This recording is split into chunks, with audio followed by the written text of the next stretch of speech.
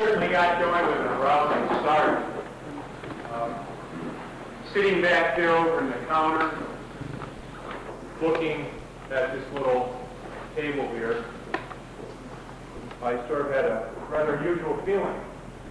This little table stands about 3.5 feet high. It certainly isn't a podium, and it certainly cannot hold probably over 75 pounds of weight.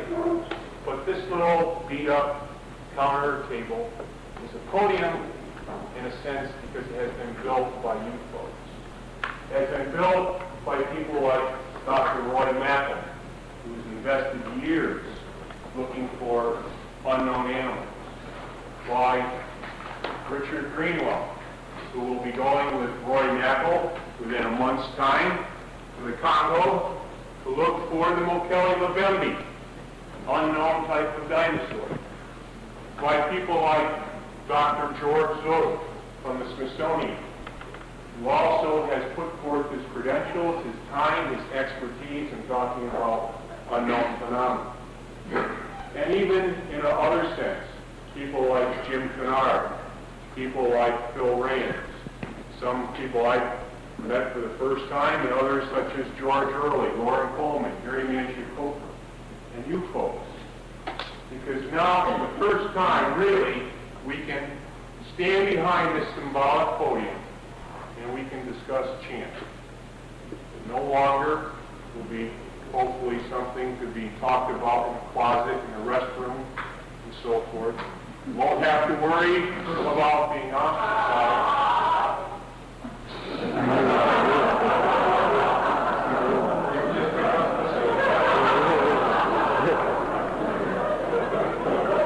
But this right here will be a place in which we can seriously talk about chant.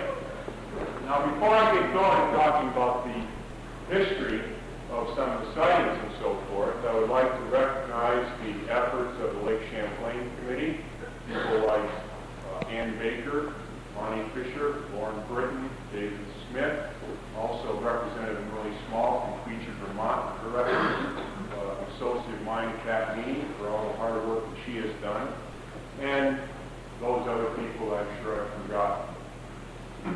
So, thank you very much. I tip my cap to the audience and to you folks, because really, this is your account, this is your story. So if I can have David, wherever he is, turn the lights out, we'll start talking a little bit about the history of the sightings of chant. I imagine some of you have made the trek. I guess for others it's a pilgrimage to Shelburne Farms, and if you've gotten lost on your trek from southern Connecticut or Cambridge, Massachusetts, or the middle part of New York State, well, here's a road map so you can get back safely. This large body of water that is just a few yards off from this coach house, Lake Champlain, is one that is intriguing zoologists, cryptozoologists, historians, and even the common person, because it may very well be the home of an unknown animal or a community of unknown animals, most commonly dubbed or referred to as chant, the Lake Champlain monsters. And if you like to dabble a little bit into the world of UFOs and so forth, and tend to look at things from an aerial perspective, you're probably somewhat familiar with this because this is a satellite photograph of Lake Champlain. It's an immense body of water, and most certainly its 400-foot depth could hide all sorts of things. In fact, it has, for a long time, hidden certain things that the Champlain Maritime Society shipwreckers are finding out, such as the General Butler and the Phoenix. There's something else that this lake holds, and that's an unidentified animal or animals.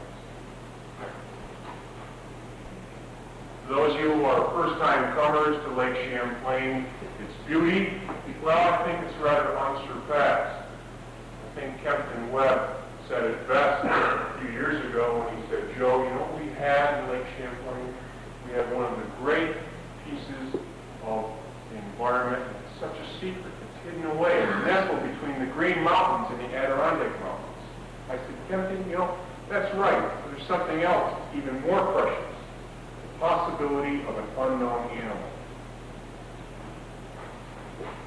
Or another view showing Lake Champlain. It can become turbulent. It can be rather tranquil.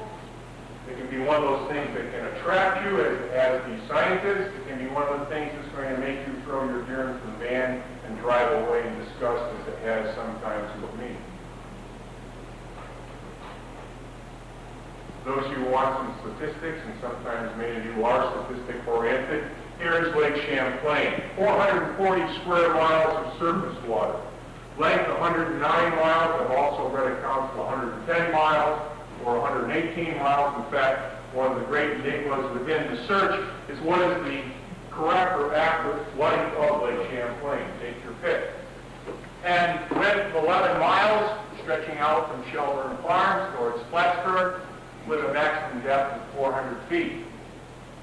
Talking with Roy Mackle a few minutes before this seminar started, I asked him about the depth of Loch Ness, and he said on a few occasions they picked up some depths of about 975 or 980 feet over at Loch Ness. So we're certainly not in that ballpark, but Lake Champlain is a rather deep water lake. I think we can compare Lake Champlain with Loch Ness. I've made 5 trips over to Loch Ness, nothing along the lines of Roy Mackle, and I know that Richard Greenwell has been over there, but I will be from time to time during this sort of lecture, this presentation, bouncing back and forth from Lake Champlain to Loch Ness.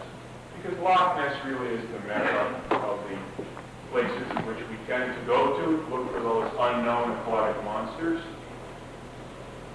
Loch Ness about 23 or 24 miles long, about a mile to a mile and a half wide here at Bearcart Bay. That's where much of the work has been done. And you can see some similarities between Loch Ness and Lake Champlain. Both are up in the northern hemisphere, both inland bodies of water. Both Lake Champlain and Loch Ness feed out into the North Atlantic. For Loch Ness, it's the river nest, Moray Firth, and then the North Sea and North Atlantic. For Lake Champlain, it empties through the Richelieu River, the St. Lawrence River, and then into the North Atlantic. So conceivably, we might be dealing with something that is related, Nessie and Champ. If we look at the first sighting back in Loch Ness, we have to go back to the time period and year 565 AD. For as it is recorded by the biographer St. Edmund, writing about St. Columba, he talked about a sighting that St. Columba had back in 565 of a water beast. So here we're dealing with the first sighting that of a saint, pretty tough to dismiss. And on the next slide, Lake Champlain, well, pretty important credentials. We're talking about Samuel de Champlain himself in July of 1609, possibly having a sighting of Champ. And on the next slide, you'll have to refer to this particular paragraph because I want to footnote that. I think it is very important. There are some historians who have studied some of the documentation of Samuel de Champlain and have come to the conclusion that yes, maybe he did see something that was 20 feet long, had a head like that of a horse, and was as wide as a barrel, as indicated by Marjorie L. Porter in an article about 11 years ago, Vermont Life. She wrote, after all, the early Lake Champlain tourist, Samuel de Champlain, in July of 1609, recorded his impression of a serpent-like creature about 20 feet long and stick through as a barrel with a head shaped like a horse. And I'm sure that he did not come to Lake Champlain because some tourist board or Chamber of Commerce prompted him to come down there, but rather he was an explorer. Also, there is some indication, looking at the other side of the coin, that Samuel de Champlain saw what was really 8 to 10-foot guard fight or a sturgeon. If you want to refute that sighting in 1609, you have to go down to another place. We'll talk about that a little later. However, I would like to give you a smattering of some of the sort of circumstantial or marginal evidence before we get into the site. I find this rather fascinating because what we are dealing with here is a jigsaw puzzle, a cryptozoological jigsaw puzzle. And I'm sure that Richard Greenwell and Roy Mack will tell you a little bit about cryptozoology. So let's look at this particular place right here, Split Rock and Split Rock Point. It's at a place that's rather narrow. This is the New York State side of the lake. This is the Vermont side of the lake. And on the next slide, you'll see a photograph taken from the Vermont side showing you the split between Split Rock and Split Rock Point. Now, that's not really a split. If you were to sort of look at a cross-reference or a cross-section, you would see that this half acre of land is actually connected. But this is a rather interesting piece of real estate, because at one time, Split Rock was the boundary between the Algonquian Indians in the north and the Mohawk Indians in the south, and they revered the rock. Why did they revere the rock? Well, the next slide will show you. Well, let's go ahead one. I'll come back to this. Because of this, right here, referred to back centuries ago as the serpent writings or the snake writings. And actually, a geologist, Dr. Kemp, who has studied this, says this is not a petroglyph, something that has been etched into the face of the rock, but rather was formed naturally. But to the Indians, they revered it. They revered it so much that they referred to the spirit that resided around here as a ghost. And the Iroquois Indians, of which the Mohawk are members, had a legend called the Legend of the Horned Serpent. And it was believed that some water power or water spirit resided around here. And if you did not appease this water spirit in traveling to the north and south and north around Split Rock, then your canoe or your raft might be capsized and you would fall victim to this water spirit. Now, personally, when I go down through here, I tend to throw in blueberry muffins made at Weston's. That's the best thing.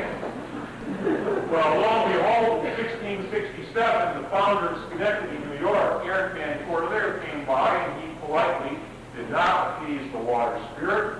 And there is a bay named after Aaron Van Corlear to the north, because Aaron Van Corlear fell victim to the lake. His canoe capsized, and he drowned. In fact, this death was so important because it reinforced the legend in the eyes of the Indians to the water spirit of Split Rock and to these serpentine writings that they referred to future governors by the title Corlear. And they referred to the lake as Corlear Lake. And here's a bit or piece of this marginal evidence. Maybe that water spirit is none other than some aquatic life form, large aquatic life form. I'm sure that we can go back. I find, at least visually, somewhat of a interesting analogy between Split Rock Point and Split Rock and the ruins of Ericart Castle near Ericart Bay. It's rather interesting to let your mind fantasize and wander a little bit and look at some of these analogies. Go ahead, 2 slides, please. Now, another bit or piece of that evidence that must be included in this jigsaw puzzle is this particular bay right up here, Big Snake Bay. This is a topographical chart. On the bathymetric chart of this particular region, it's called Snake Pen Harbor. But Big Snake Bay is rather interesting. Why was it named Big Snake Bay? Well, we do not know. All the historians who have delved into this, they cannot find a clear-cut answer, but it means something. People of old, whether they were the Indians or the early Caucasian settlers, had a reason for naming things. Another piece of the evidence put down in this jigsaw puzzle. Next.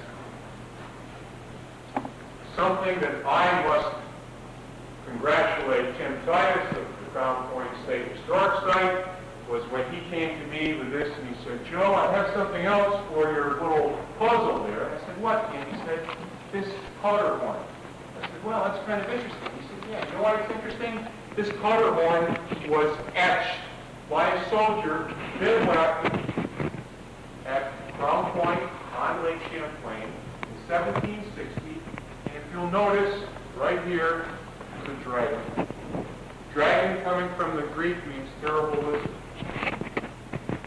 The next slide will show you a close-up. Here it is. This form, this etching, this form of artwork was simply a contemporary reflection of what nature saw or the pulse of the time. If you want to know what a detective game is, going off the Loch Ness to Lake Champlain to the Congo or wherever, this powder horn is down in the private collection in Yazoo City, Mississippi. That is the extent of this detective. Next. Right here, Crown Point fortifications and so forth. And I want you to familiarize yourself with Fort Henry and Gulaga Bay, because I will be referring to that. I'd like to acknowledge the people from Fort Henry who came up. They've done a lot of work with camp and also with a protective form of legislation. We'll talk about that a little later. But here is Crown Point fortifications. Another piece of evidence, 1880, Theobald Tobin from the Swanton Courier newspaper, and the Courier is still running out of Petersburg Falls now. He did this woodcut. This woodcut is in the Vermont Historical Society, and it's a bit of a caricature, granted, but it's very serpentine. And during the 1870s, 1880s, and 1890s, you had a flat time period. You had a flat period of sightings for Lake Champlain, and I'm sure that Gary Mangiacopa and some others can tell you things about worldwide sea serpent sightings too. So here's a bit of folk art, but it's rather interesting to see that the Lake Champlain monster or champ has not been created by someone in the back room in Burlington or something like that within the last few years. Something that has a long tradition in history.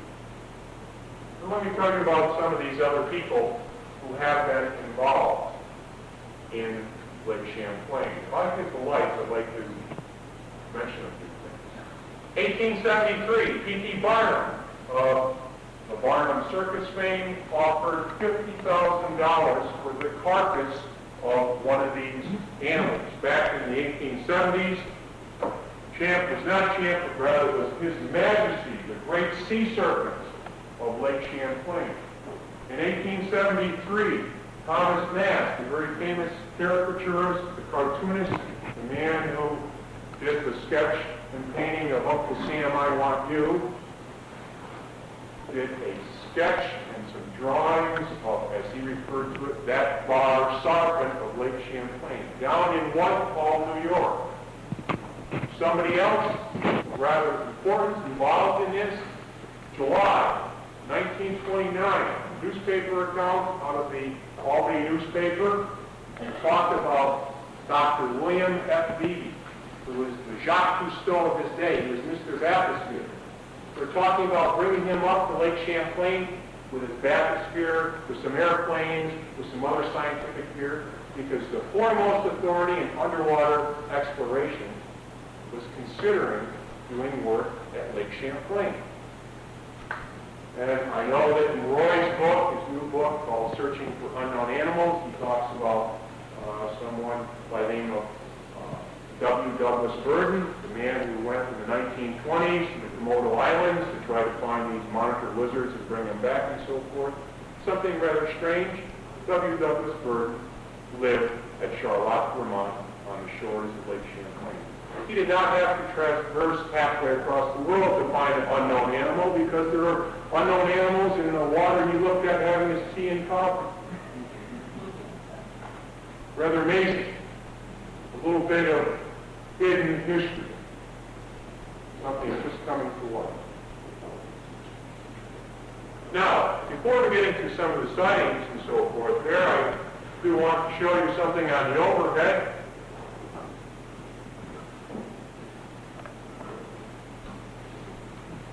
You know, I'm a ninth grade school teacher. teacher. I just can't get away from this overhead and everything else. Light, please. With the help of literally dozens of people who have contributed their eyewitness accounts, who have shared their information, so forth, I've been able to catalog 144 sightings of something unknown in Lake Champlain. Granted, many of these 144 sightings may be of sturgeon, garp pike, a log, something that, you could identify if you sat down and looked at it in a rational attitude and rational mode. However, there are some of these sightings that you simply just cannot dismiss. They're so very important. Now, what I've tried to do here in quick fashion is to give you somewhat of a smattering of the consistency of some of the sightings and so forth. So during the 1600s, we had one reported sighting. That was by Samuel de Champlain in July of 1609. Nothing in the 1700s. In the 1800s, 34 sightings.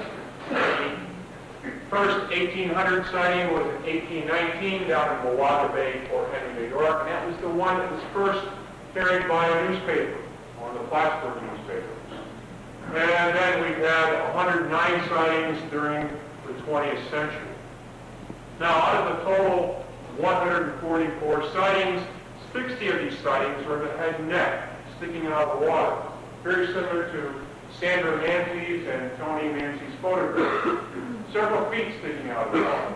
Well, that's not your sturgeon, that's not your garter pike, that's not your flat log rolling around in the water. It means something. It means something. This is very difficult to dismiss this. 42% of the sightings have been cataloged by the Lake Champlain Phenomena Investigation. On the head and neck, people are seeing something. Maybe today's seminar and conference will shed a little light upon it. Now, I do have a map here. I can't show you the map. It's one of these things that, I've spilled enough coffee on it to sink it out in the lake or try to float it. But out of the 144 sightings, all can be plotted on a map except for 16 sightings.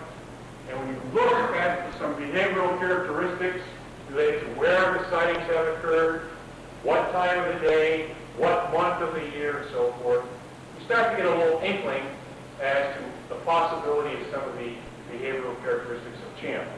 And I would have to say that the main characteristic is human. Where you find a populace such as Fort Henry, Westport, Shelburne, Burlington, you have people. And because you have people, there's a greater chance of a sighting. And I think that with Lake Champlain, these animals, their surfacing habits are a little more than over at Loch Ness. They're acclimated to the boat traffic. Whereas at Loch Ness, we're just starting to see more and more boat traffic, recreational use of the Caledonian Canal, and therefore sightings are rather rare. As a matter of fact, by mid-July, when I was last over to Loch Ness, there were only 3 sightings reported for 1981. And as of a couple of days ago, I recorded 12 sightings of Champ for this year.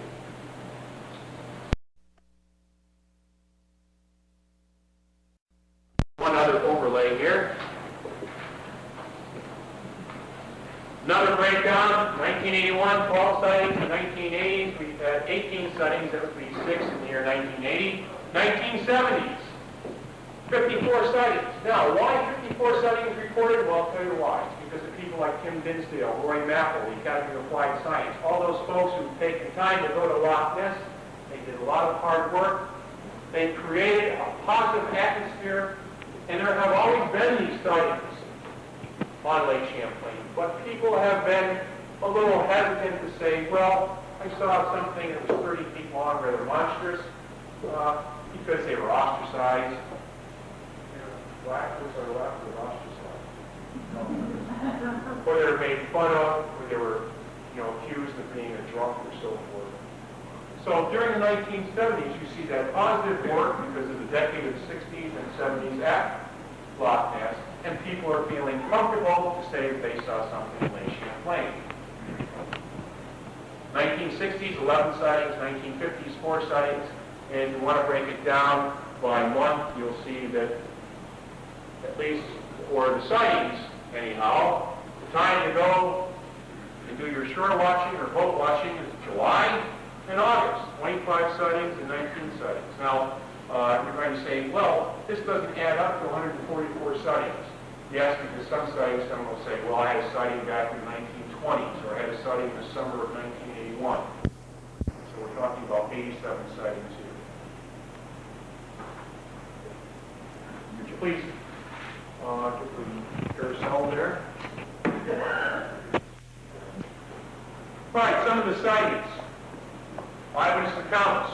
I'd like to remind you that you are found guilty or not guilty in a court of law on most occasions by eyewitness account. There's a man who in 1940 had a sighting off of the Plattsburgh Barracks area. He was on guard duty. Here's a sketch of what he saw in the lake. Well, we called out the corporal of the guard. They brought in a battalion of troops. They were looking across the water and so forth, saw nothing. Unfortunately, this buck private caught a bit of a blast the following day from his sergeant. Fortunately, he didn't have anything higher than a buck private status, which probably would have been busted. But for 40 years, he didn't say anything until 1980. We start to see how we're starting to at least create a positive atmosphere for people to come out and say what they saw. Next, here is another eyewitness account. One hump, elongated head and neck. Another. This is interesting. This is a lady from New Hampshire, now lives down in Florida. Her sighting was off one of the ferries. She said this head like this right here was very dog-like in appearance, one hump cutting across the wake of the ferry. Moved down to Florida, had nothing to gain by claiming her sighting. In fact, it took quite a long time to hunt down her sighting. Next. We also have overturned boat, classic Loch Ness type sighting on Lake Champlain. This was off of the DAR campsite across from Fort Henry down around Chimney Point.